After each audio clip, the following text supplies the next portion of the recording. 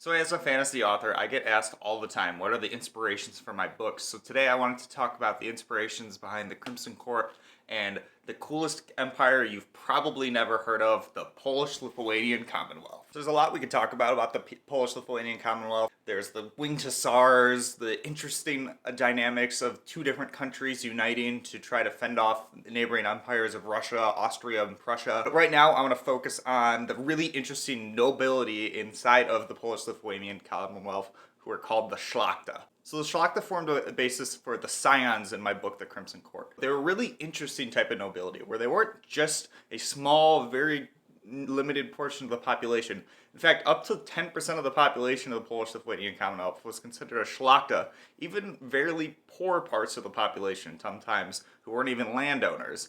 And that's because the szlachta was almost a weird, made-up, almost racial belief in the Commonwealth that emphasized some sort of a lineage. Some tried to connect it back to Iranian heritage, some tried to connect it to the Ottoman Empire, which the Polish-Lithuanian Commonwealth really valued at the time. It was a really interesting system where these nobility and the szlachta had ability to vote for the king, and the king was elected for life. But instead of most countries where the nobility were kind of vassals to the king, the szlachta kind of overruled the king. You'd have these great houses who were led by magnates, that these guys would have almost more power than the king and have great control over him, which often led to them electing a foreign noble, such as from France or another country, that they could use this to control them, because you wouldn't want to elect one of your competing noble houses. Because think about it in modern day oligarchical terms. It'd be like Elon Musk and Mark Zuckerberg choosing the president. Anyway, it'd be like Mark Zuckerberg and Elon Musk deciding,